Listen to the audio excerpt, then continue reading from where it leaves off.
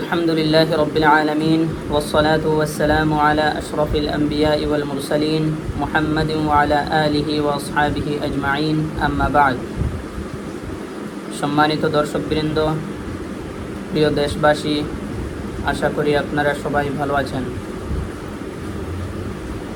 দেখুন, প্রত্যেকটি কাজের এবং এ দুনিয়ায় যা কিছু ঘটে তার দুটি দিক রয়েছে, একটি বাহ্যিক, অন্যটি অভ্যন্তরীণ। যা কিছু এ ধরায় ঘটে সাধারণত মানুষ বাহ্যিক রূপকে দেখেই উপসংহারে পৌঁছে যায় এবং ফাইনাল ডিসিশনে পৌঁছে যায়। এটি ঠিক নয়। প্রতিটি কাজের অভ্যন্তরীণ দিক রয়েছে। অভ্যন্তরীণ আরেকটি সিস্টেম কাজ করছে, সেই সিস্টেমই হলো আসল সিস্টেম এবং সেই সিস্টেম আমাদের বুঝতে হবে। সেই সিস্টেম কি, সেই সিস্টেম কীরকম কাজ করছে সেটি আমাদের বুঝতে হবে। আর সেই অভ্যন্তরে কাজ করা সিস্টেমটি হলো আল্লাহ তাবারক ওয়া তাআলার আসল সিস্টেম।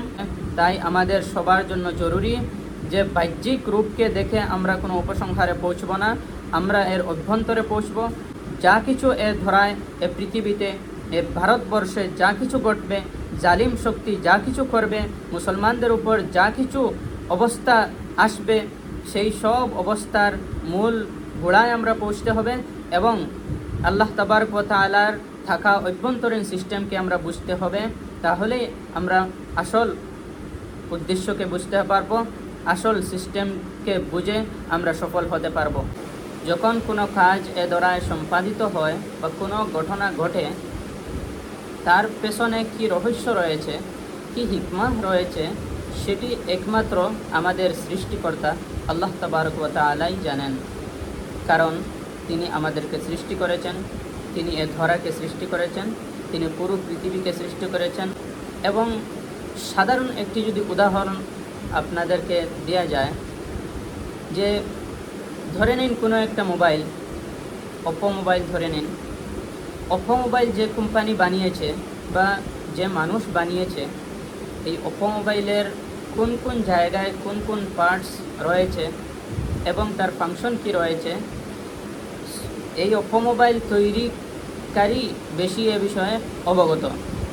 এজন্য যখন আপনি কোনো মোবাইল ক্রয় করেন, মোবাইল বক্সের মধ্যে একটি গাইডবুক দেওয়া থাকে। এই গাইডবুকে লেখা থাকে আপনি কীরকম এই মোবাইল চালাবেন, কীরকম মোবাইলটি চার্জ করবেন, কীরকম সিম ইনসার্ট করবেন, সব কিছু লেখা থাকে। এর উল্টো যদি আপনি কিছু করেন তাহলে ক্ষতি হবে, সেটাও লেখা থাকে। কারণ ওপো মোবাইল তৈরিকারী এই ওপো মোবাইল সম্পর্কে বেশি জ্ঞাত। সেভাবেই আপনি চিন্তা করুন, ভাবুন যে আমাদেরকে যিনি সৃষ্টি করেছেন বা এই পৃথিবীকে যিনি সৃষ্টি করেছেন, তিনি এ বিষয়ে বেশি জ্ঞাত থাকবেন যে এর পরিচালনা কেমনে করা যায়। এই পৃথিবী পরিচালনার যে সিস্টেম রয়েছে, সেই সিস্টেম শুধুমাত্র সৃষ্টিকারী বানাতে পারেন, কারণ সৃষ্টিকারী এ বিষয়ে বেশি অবগত।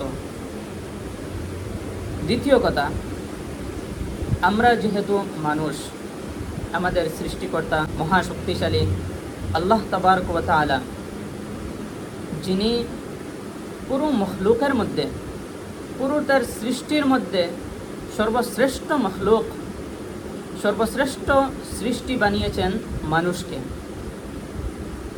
এ বিষয়ে আল্লাহ তাবারক ওয়া তাআলা কোরআনের মধ্যে ঘোষণা দিয়েছেন। রাসূলুল্লাহ সাল্লাল্লাহু আলাইহি ওয়াসাল্লাম এ বিষয়ে বলেছেন। এবং মানুষ জাতিকে আল্লাহ তাবারক ওয়া তাআলা আকল দিয়েছেন, দিমাগ দিয়েছেন, মস্তিষ্ক দিয়েছেন এবং চিন্তা করার, ভাবার ক্যাপাসিটি দিয়েছেন।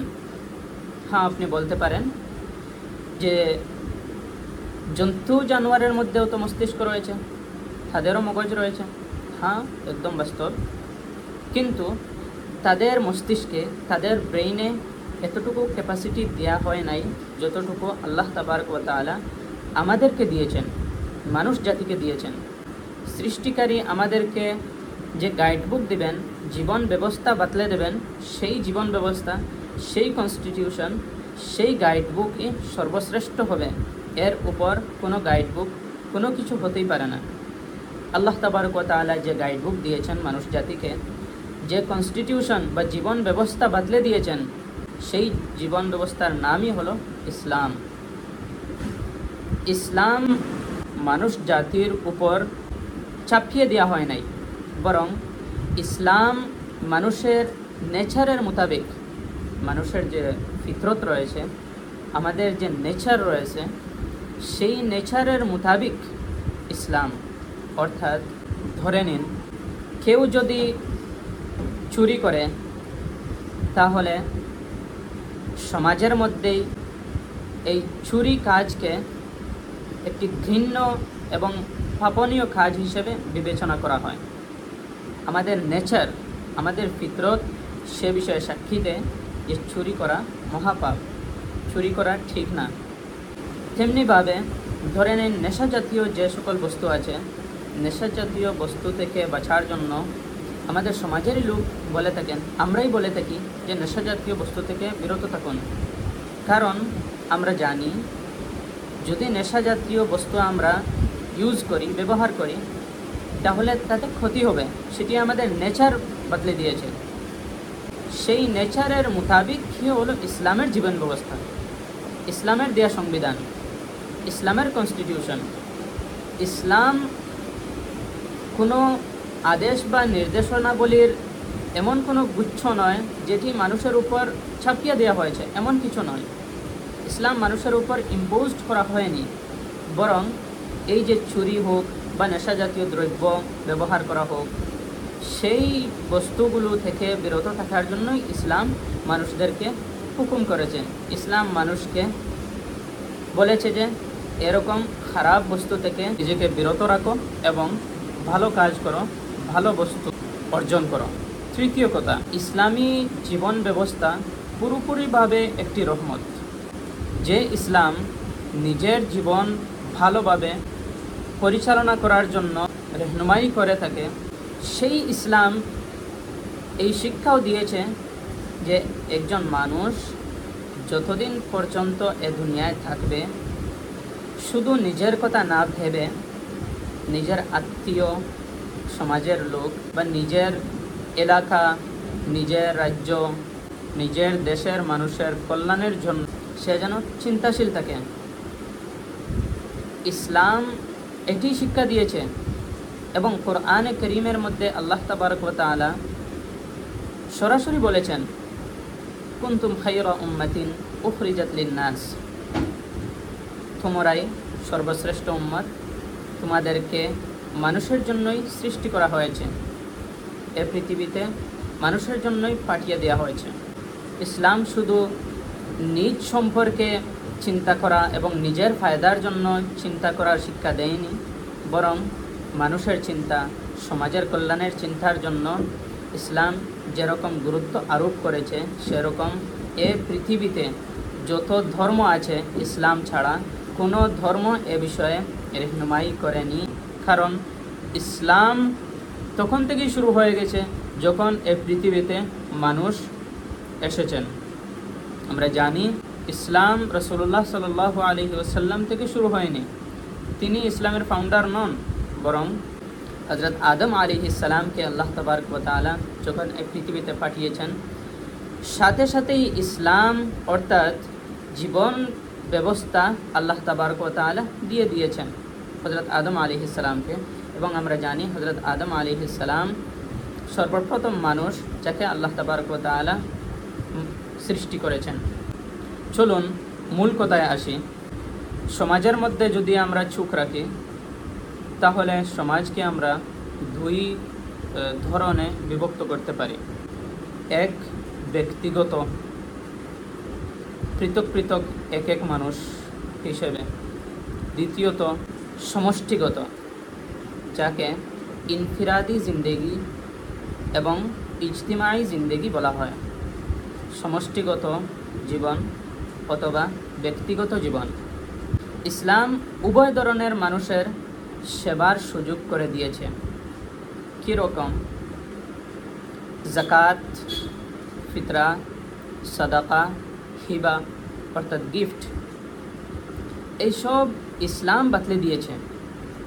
এবং আমরা দেখি এই যে বিষয়াদি রয়েছে, জাকাত হোক বা ফিতরা হোক বা গিফট হোক বা সাদাকা হোক বা ডোনেশন হোক, সেগুলো কোনো গরিব অসহায় মানুষদেরকে যখন দেয়া হয়, তা ব্যক্তিগত হিসাবে তার সেবা করা ধরা হয়। ইসলাম সমষ্টিগত এবং ব্যক্তিগতভাবে মানুষের সেবার জন্য যেরকম জাকাত, সাদাকা এবং গিফটের সিস্টেম চালু করেছে, সেভাবেই স্থায়ীভাবে মানুষের কল্যাণের জন্য, মানুষের সেবার জন্য সুযোগ করে দিয়েছে। ইসলামের দেয়া একটি সুন্দর ব্যবস্থা হলো ওয়াকফের ব্যবস্থা। আল্লাহ তাবারক ওয়া তাআলা মানুষের সমাজের স্থায়ী সেবার একটি সুযোগ করে দিয়েছেন ওয়াকফের ব্যবস্থা চালু করে। দেখুন, আজকাল ওয়াকফ সম্পর্কে অনেক চর্চা চলছে। আমাদের দেশের সংসদ ভবনেও সম্মানিত সাংসদ কিরেন রিজিজু সাহেব এ বিষয়ে অ্যামেন্ডমেন্ট বিল উপস্থাপন করেছেন। সে বিষয়ে অনেক চর্চাও চলছে, মানুষ এ বিষয়ে সচেতন হচ্ছে। এজন্য আজকে আপনাদের সম্মুখে ওয়াকফ সম্পর্কে আমি কিছু কথা রাখব। সর্বপ্রথম দেখুন, ওয়াকফ মানে কি? ওয়াকফের অর্থ হলো রুখে রাখা, আটকে রাখা, আগলে রাখা। যদি আমরা সংজ্ঞা বলি তাহলে সেটি বলবো যে ওয়াকফ সেই সকল সম্পত্তিকে বলা হয় যে সকল সম্পত্তি মানুষ আল্লাহর জন্য ওয়াকফ করে দেয়, আল্লাহর জন্য সুপুর্দ করে দেয়। একটি কথা মনে রাখবেন, আমরা এই পৃথিবীতে যে জন্মগ্রহণ করেছি, আল্লাহ তাবারক ওয়া তাআলা আমাদের উপর রহম করেছেন, মায়া করেছেন, আমাদেরকে ধরায় জন্ম দিয়েছেন। তিনি যদি চাইতেন আমাদেরকে এ ধরায় জন্ম দিতেন না। যখন আমাদেরকে এ ধরায় জন্ম দিয়েছেন, আমাদের জীবন পরিচালনার জন্য, পরিবার পরিচালনার জন্য আল্লাহ তাবারক ওয়া তাআলা এর ব্যবস্থাও করে দিয়েছেন। যেমন আমরা দেখি প্রত্যেক মানুষের কিছু কিছু নিজ সম্পদ থাকে, জমি জায়গা থাকে, কিন্তু সেই জমি জায়গাগুলো মূলত এই পৃথিবীতে বাস করা মানুষের না, মূলত এই পুরো পৃথিবীর যা কিছু রয়েছে সব কিছু আল্লাহর জন্য, সব কিছুর মূল মালিক আল্লাহ। কিন্তু আল্লাহ তাবারক ওয়া তাআলা আমাদেরকে ধরায় সৃষ্টি করেছেন আমাদের জীবন পরিচালনার জন্য। জরুরি ভেবে এই সিস্টেমও চালু করে দিয়েছেন যে এ ধরায় যারা মানুষ বসবাস করবে তাদের নিজ নিজ কিছু সম্পত্তি থাকবে, নিজ নিজ প্রপার্টি থাকবে, নিজ নিজ জিনিসগুলো থাকবে। এই কনসেপ্ট আমাদের ক্লিয়ার হওয়া চাই। মানুষ নিজের জমি জায়গা হোক বা নিজের কোনো কিছুই হোক, যখন আল্লাহর নামে সুপুর্দ করে দেয়, অর্থাৎ তার আসল মালিকের কাছে সুপুর্দ করে দেয়, সেই জমি হোক বা সেই জিনিসটি পুরোপুরিভাবে আল্লাহর মালিকানায় চলে যায়। এ বিষয়ে ওয়াকিফ অর্থাৎ যিনি ওয়াকফ করেছেন তারও কোনো অথরিটি থাকে না এই জমিকে ইউজ করার, এই জমি থেকে আমদানি হাসিল করার কোনো অথরিটি থাকে না। কারণ এই জমিটি বা জিনিসটি পুরোপুরিভাবে আল্লাহর মালিকানায় আবারও ফিরে গেছে। কিন্তু আল্লাহ তো এমন না যে তার এই জমির প্রয়োজন রয়েছে বা তার এই জিনিসের প্রয়োজন। আল্লাহ তো এমন না, আল্লাহর জন্য কোনো জিনিসের প্রয়োজন নেই। তাহলে এই ওয়াকফ করা জমিটি কি হবে? প্রশ্ন। ইসলামী শরীয়তের মধ্যে সে বিষয়ে পুরো বিস্তারিত বলে দেওয়া হয়েছে যে ওয়াকফ করা সম্পত্তি, যে সম্পত্তি কোনো মানুষ আল্লাহর জন্য ওয়াকফ করে দেয়, সেই সম্পত্তি থেকে যা আয় হবে, যা আমদানি হবে, সেটি স্থায়ীভাবে মানুষের কল্যাণের জন্য ব্যবহার করা হবে। হোক তা মাদ্রাসা বানিয়ে, হোক তা মসজিদের মধ্যে দিয়ে এই জমিটি, হোক তাতে কোনো শিক্ষা প্রতিষ্ঠান বানিয়ে, হোক তাতে কোনো ক্ষেত কৃষি করে মানুষের কল্যাণের জন্য মানুষকে সাহায্য করে, এর বিভিন্ন ধরন হতে পারে। কিন্তু এমন স্ট্রিক্ট করে বাতলে দেওয়া হয়েছে যে এই ওয়াকফ করা জমি থেকে যা কিছু আমদানি হবে, যা কিছু আয় হবে, সেটি থেকে ওয়াকিফ অর্থাৎ ওয়াকফকারী এক অংশও তিনি নিতে পারবেন না, এর কোনো পারমিশন নেই। শুধুমাত্র ওয়াকফ করা জমি থেকে যা আয় হবে, যা আমদানি হবে, সেটি জনকল্যাণের জন্য ব্যবহার করা হবে। সংক্ষেপে ওয়াকফ সম্পর্কে আমি আপনাদের সম্মুখে এটি তুলে ধরলাম। এখন আসুন, পুরো বিশ্ব জুড়ে ওয়াকফ সম্পত্তি রয়েছে। মানুষ নিজ নিজ সম্পত্তি, নিজ নিজ জমি জমা আল্লাহর জন্য ওয়াকফ করেছেন, ওয়াকফ করে মারাও গিয়েছেন। অনেক মানুষ রয়েছেন যারা ওয়াকফ করেছেন কিন্তু এখনও এর ধরায় জীবিত আছেন। তেমনিভাবে আমাদের দেশেও আমরা জানি প্রায় 1000 বছর পর্যন্ত ইসলামী শাসন ব্যবস্থা ছিল এবং ব্রিটিশদের হাতেই এর পতন ঘটল। আজ পর্যন্ত আমাদের দেশের মধ্যে ওয়াকফ সম্পত্তি, ওয়াকফ প্রপার্টি অনেক রয়েছে, অনেক কিছু রয়েছে। যেমন এক রিপোর্টে বলা হয়েছে যে রেলওয়ে এবং ডিফেন্সের পরই ওয়াকফ সম্পত্তি 3য় নম্বরে। মানে এত প্রচুর পরিমাণে জমি মানুষ আল্লাহর জন্য ওয়াকফ করে গিয়েছেন এবং সেটি থেকে মানুষের কল্যাণের জন্য এর আমদানি ব্যবহার করা হচ্ছে। তাতে কোনো মাদ্রাসা বানানো হয়েছে, বা তাতে কোনো মসজিদ বানানো হয়েছে, বা তাতে কোনো শিক্ষা প্রতিষ্ঠান বানানো হয়েছে, বা তাতে কোনো এতিমখানা বানানো হয়েছে। সেই প্রথা আগে থেকেই চলে আসছে, এটি কোনো নতুন প্রথা নয়। কিন্তু আজকের দিনে আমরা দেখতে পাচ্ছি যে এই ওয়াকফ সম্পত্তিকে হড়প করার জন্য, ওয়াকফ সম্পত্তিকে কবজা করার জন্য মোদী সরকার অপপ্রচেষ্টা চালাচ্ছে এবং চূড়ান্ত পর্যায়ে তারা পৌঁছে যাচ্ছে। যদি এই ভারতবর্ষে স্বাধীনতার পরের কথা আমরা বলি, তাহলে বলবো যে সর্বপ্রথম 1954 সালে ওয়াকফ অ্যাক্ট গঠিত হয়, যা 1923 সালের মুসলিম অ্যাক্টের একটি অংশ ছিল।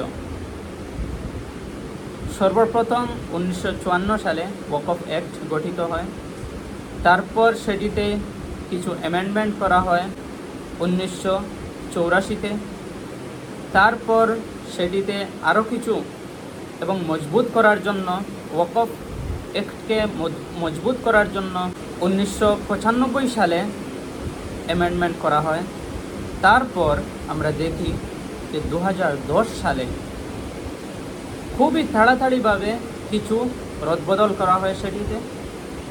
তারপর 2013 সালে অল ইন্ডিয়া মুসলিম পার্সোনাল ল বোর্ডের সাবেক সাধারণ সম্পাদক মরহুম হজরত মৌলানা ওয়ালি রহমানি রাহিমাহুল্লাহ এর প্রচেষ্টায় 2013 সালে ওয়াকফ সম্পত্তিকে মজবুতিকরণের জন্য আবারও সেটিতে অ্যামেন্ডমেন্ট করা হয়। কিন্তু অতি আক্ষেপের সাথে বলতে হয় যে মোদী সরকার ওয়াকফ সম্পত্তিকে হড়প করার জন্য, ওয়াকফ সম্পত্তিকে কবজা করার জন্য পেছনে পড়ে গিয়েছে এবং গত 8ই আগস্ট 2024 তারিখে বিজেপি সাংসদ কিরেন রিজিজু মহাশয় ভারতের পার্লামেন্ট হাউসে ওয়াকফ অ্যামেন্ডমেন্ট বিল 2024 ইন্ট্রোডিউস করেন এবং সেটিতে উল্লেখিত রয়েছে এমন কিছু রদবদল, এমন কিছু পরিবর্তন যা পুরোপুরিভাবে শরীয়ত বিরোধী, ভারতের সংবিধান বিরোধী। এমন কিছু পরিবর্তন আনার জন্য তারা অপপ্রচেষ্টা চালাচ্ছে যাতে এই ওয়াকফ সম্পত্তি সরকারের কবজায় চলে যায়।